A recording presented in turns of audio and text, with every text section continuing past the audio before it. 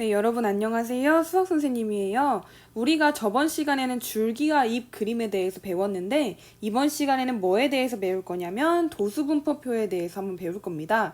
그래서 도수분포표가 뭔지 그리고 이거를 어떻게 만드는지에 대해서 한번 배워보도록 할 거예요. 알겠죠?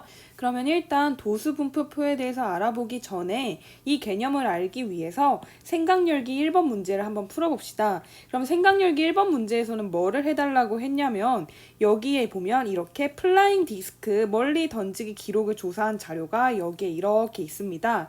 이때 이 자료를 보고 나서 이 표를 한번 채워달라고 했는데 이 표에서 보면은 기록이 10 이상 30 미만인 학생이 몇 명 있는지 30 이상 50 미만인 애가 몇 명 있는지를 해가지고 쭉쭉쭉쭉쭉 이렇게 채워달라고 한 게 생각열기 1번 문제예요. 그러니까 여러분들은 지금 영상을 한번 멈춰놓고 나서 이 표를 한번 채워보도록 하세요. 알겠죠? 네, 여러분 다들 생각열기 1번 풀어보셨죠? 선생님도 여러분들이 생각열기 1번 풀 동안 선생님도 이렇게 해가지고 한번 풀어봤는데 한번 맞는지 한번 확인해 보도록 합시다. 그래서 기록이 10 이상이고 30 미만인 학생들이 여러분들 얼마나 나왔죠? 그죠? 12명이 나왔죠? 그러면 30 이상 50 미만인 학생들은 여기 자료를 봤을 때 몇 명이 나왔죠? 그죠? 8명이 나왔죠? 그러면 50 이상 70 미만인 학생들은 몇 명이 나왔죠? 6명이 나왔죠? 그럼 70 이상 90 미만인 학생들은 3명이 나오고 90 이상 110 미만인 이런 학생들은 1명이 나온 걸 여러분들이 알 수 있어요. 그래서 총 해서 이 합계는 얼마가 나와야 되죠? 그죠? 12명 더하기 8명 더하기 6명 더하기 3명 더하기 1명 해가지고 총 합계는 30명이 나와야 되는 겁니다. 알겠죠? 그렇게 해가지고 이렇게 선생님이 표를 한번 이렇게 채워봤고요. 그러면 여기에서 이 생각열기 1번에서 이 표를 채워보라고 했는데 이 표가 이제 뭐가 될 거냐면 도수분포 표가 될 겁니다. 알겠죠? 그래서 우리가 저번 시간에는 줄기와 잎그림에 대해서 배웠는데 줄기와 잎그림은 모든 자료들을 다 이렇게 나열을 하잖아요. 근데 여기서 보면 자료가 30개로 되게 많잖아요. 이럴 때는 줄기와 잎그림으로 이 자료를 짜라라랑 나타내면 한눈에 보기가 조금 어렵고 이렇게 12개의 자료, 8개의 자료, 막 6개의 자료, 3개의 자료, 1개의 자료 이런 거를 일일이 쓰기가 너무 팔이 아프잖아요. 그래서 이때 쓰는 게 뭐냐면 이런 식으로 그냥 학생 수가 각각별로 얼만큼 있는지를 그냥 이렇게 표로 나타내는 이런 거를 줄기와 잎 그림 대신에 써요. 그래서 이러한 표를 이제부터 뭐라고 할 거냐면 도수분포표라고 할 겁니다. 알겠죠? 그러면 이때 도수분포표가 뭔지에 대해서 선생님이 정확히 한번 설명을 해보도록 하고 이 도수분포표를 배울 때 필요한 개념들에 대해서 선생님이 한번 설명을 해보도록 할게요. 자, 그럼 도수분포표의 개념을 정확히 알기 위해서 이 표로 한번 다시 돌아가 보도록 할게요. 그럼 여기에서 보면 여기에서 총 몇 개의 칸이 있냐면 한 칸, 두 칸, 세 칸, 네 칸, 5칸으로 여기에 있는 이 자료들을 한번 구분을 해봤잖아요. 그럼 여기서 이것들이 어떠한 공통점을 갖고 있는지에 대해서 한번 봐보도록 할게요. 그래서 여기에서 30에서 10만큼 빼줬더니 어떻죠? 20이 나오죠? 그죠? 똑같은 방법으로 50이라는 수에서 30을 빼면 어떻게 되죠?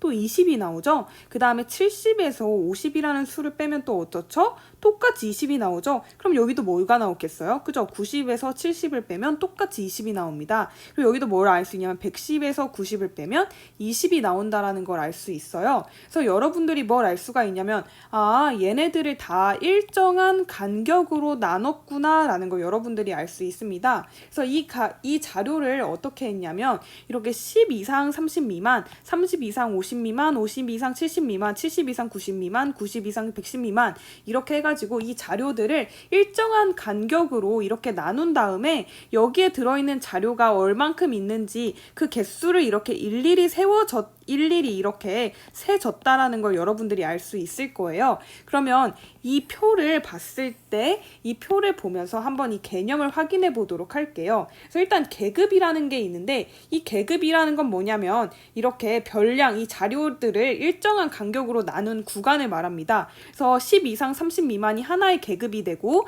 30 이상 50 미만이 또 다른 하나의 계급, 그래서 50 이상 70 미만이 또 다른 계급, 70 이상 90 미만이 또 다른 계급, 그리고 그리고 90 이상 110 미만이 또 다른 계급이 이렇게 되는 겁니다. 그래서 이 각각들이 다 계급이 되는 거고요. 이 계급들은 보면은 다 어떻게 돼 있다? 일정한 간격인 20만큼으로 다 일정한 간격으로 나눠져 있다라는 걸 여러분들이 알 수 있습니다. 그래서 이러한 표를 보면서 야, 여기에 계급이 총 몇 개가 있냐? 라고 물어본다면 여러분은 여기에서 계급은 1개, 2개, 3개, 4개, 5개, 총 5개가 있다라고 여러분들이 말할 수 있어야 돼요. 알겠죠? 이렇게 계급에 대해서 배워봤고 계급의 크기에 대해서도 한번 배워볼게요. 계급의 크기라는 건 뭐냐면 별량을 일정한 간격으로 나눈 이 간격을 의미하는데 즉 이 구간, 이 일정한 간격의 넓이를 얘기하는 겁니다. 그렇다면 여기 표에서는 이 계급의 크기가 뭐가 되겠어요? 그죠? 여기서 계급의 크기는 30에서 10만큼을 빼준 20이 되는 겁니다. 똑같은 방법으로 이 계급의 크기를 어떻게 구할 수 있냐면 그냥 어떠한 한 계급, 여러분들이 마음에 드는 하나의 계급을 찾은 다음에 큰 수에서 작은 수 90에서 70만큼을 빼준 이 20이 뭐가 되냐면 계급의 크기가 된다라는 걸 여러분들이 알 수 있어요. 알겠죠? 이렇게 계급의 크기까지 봐봤고 그 다음으로 도수라는 걸 보면은 뭐냐면 이 도수라는 건 각 계급에 속하는 자료의 수가 됩니다. 그래서 예를 들어서 야 50 이상 70 미만인 이 계급의 도수를 구해봐 하면 이땐 뭐냐면 자료의 개수인 이 계급의 자료의 개수인 6이 된다라는 걸 알 수 있습니다. 그리고 또 다른 방법으로 이 도수를 구하라고 한다면 예를 들어서 또 다른 문제 야 10 이상 30 미만인 이 계급의 도수를 구해줄래? 라고 하면은 여러분들이 뭐라고 답을 해야 되냐면 10 이상 30 미만인 거의 도수는 이 10 이상 30 미만인 거의 자료의 개수니까 12야 라고 여러분들이 말할 수 있어야 됩니다. 즉 도수는 뭐다? 그죠? 이거는 각 계급에 속하는 자료의 개수를 말하는 겁니다. 알겠죠? 되게 쉽죠? 그 다음에 계급값이라는 게 있는데 이건 뭐냐면 각각의 계급의 가운데 있는 값을 말합니다. 그래서 여기서 만약에 30에서 50인 이 계급의 계급값을 구하여라 한다면 30과 50의 중간에 있는 수가 뭐죠? 40이죠? 이 40이 뭐가 되냐면 계급값이 되는 겁니다. 알겠죠? 그래서 똑같은 방법으로 야 여기에 있는 이 구간에 이 계급의 계급값을 구해봐 하면 뭐라고 해야 된다고요? 90과 110의 가장 중간에 있는 100이 바로 계급값이 되는 겁니다. 알겠죠? 알겠죠? 그래서 이 계급의 크기, 도수, 계급 값이라는 거에 대해서 한번 알아봤는데 그럼 도수 분포표는 뭐냐면 이 자료들을 일정한 간격으로 이렇게 나눈 다음에 여기에 들어가는 자료들을 이렇게 세워주고 이렇게 세서 이렇게 숫자로 나타내주고 이거를 합계까지 구해준 이 표를 뭐라고 하냐면 도수 분포표라고 하는 겁니다. 알겠죠? 그래서 이게 바로 도수 분포표고 이걸 그냥 수학적 개념으로 선생님이 읽어본다면 이 도수 분포표라는 건 자료를 정리해서 계급과 도수로 나타낸 표를 말합니다. 그래서 여기에는 이제 뭐가 들어갈 거냐면 계급이 들어갈 거고 여기에는 뭐가 들어갈 거냐면 도수가 들어가는 겁니다. 알겠죠? 그래서 계급이라는 건 뭐다? 별량을 일정한 간격으로 나눈 이 각각의 구간들을 계급이라고 하는 거고 도수라는 거는 각 계급에 속하는 자료의 개수를 말하는 겁니다. 알겠죠? 이렇게 도수 분포표에 필요한 개념들에 대해서 배워봤는데 그렇다면 도수 분포표를 만드는 것의 특징에 대해서 한번 선생님이 이 특징을 한번 설명을 해보도록 할게요. 네, 그래서 도수분포표를 만드는 것의 특징에 대해서 한번 봐보면 일반적으로 이제 도수분포표를 만들 때는 계급의 크기를 갖게 해야 됩니다. 그래서 여기는 계급의 크기를 20, 20, 20, 20, 20으로 이렇게 갖게 했잖아요. 즉 이렇게 계급의 크기는 다 갖게 해야 됩니다. 어디는 계급의 크기가 막 10이고 또 다른 어디는 막 계급의 크기가 20이고 또 다른 어디는 또 계급의 크기가 막 30이고 막 이렇게 왔다리 갔다리 하면 안 됩니다. 알겠죠? 이 도수 분포표라는 거는 계급의 크기를 갖게 해야 됩니다. 알겠죠? 그 다음에 선생님이 여기에다가 표 하나를 이렇게 그려봤는데 이게 뭐냐면 여기에 있는 표를 한번 계급의 크기를 20에서 50으로 이렇게 늘려봤어요. 이렇게 늘려봤을 때 한번 도수분포표를 선생님이 만들어봤는데 이렇게 하면 어떻게 되냐면 여기서는 이 자료가 어떠한 특징을 갖고 있구나라는 걸 좀 자세히 알 수 있는데 여기는 달랑 계급이 1개, 2개밖에 없고 그냥 여기 있는 애는 24명이고 여기는 그냥 6명이야 하면은 뭔가 좀 좀 자료의 분포 상태를 뭔가 보기가 좀 더 어렵잖아요. 그래서 이렇게 계급의 개수를 이렇게 작게 만들지 않습니다. 이렇게 계급의 개수를 2개만 만들거나 막 이러지 않아요. 알겠죠? 그래서 계급의 개수는 보통 어떻게 하냐면 5개 이상 15개 이하 정도로 5개에서 15개 정도로 이 계급의 개수를 만들어줍니다. 알겠죠? 그래서 도수분포표를 만들 때는 다시 한번 얘기하면은 일단 계급의 크기를 다 같게 해줘야 되고요.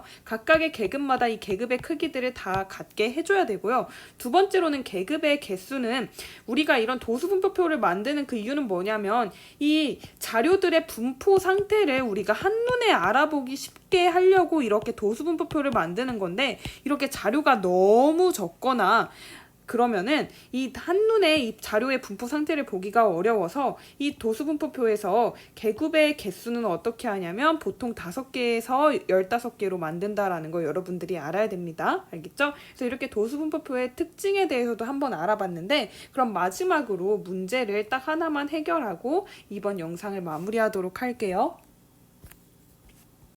자, 그럼 여기에서 뭐라고 했냐면 헌혈의 집에서 하루 동안 헌혈한 사람 18명의 나이를 조사한 자료가 여기에 이렇게 있을 때 어떻게 하냐면 10세에서 시작해서 계급의 크기가 10인 이러한 도수분포표를 만들어 달라고 했거든요. 그럼 한번 만들어 보도록 합시다. 이때 만들 때 우리가 어떻게 만드냐면 가장 작은 것부터 시작해서 점차 이렇게 크게 만들어 나가는 거예요. 그래서 일단 만들어 보면은 일단 자료를 10세부터 시작하라고 했잖아요. 그래서 10에서 시작해서 여기선 계급의 크기를 뭘로 해주랬죠? 그죠? 계급의 크기를 10으로 해주랬으니까 10에서 어디까지 해주면 되겠죠? 그죠? 20까지 해주면 되겠죠? 그 다음에 도수분포표는 일반적으로 어떻게 하냐면 10 이상 20 미만 이렇게 만들어주는 겁니다. 그래서 생각열기 1번을 보고 그냥 이 표처럼 그냥 만든다고 생각을 하면 돼요. 그래서 이렇게 10 이상 20 미만으로 하나, 그 다음에 또 다른 거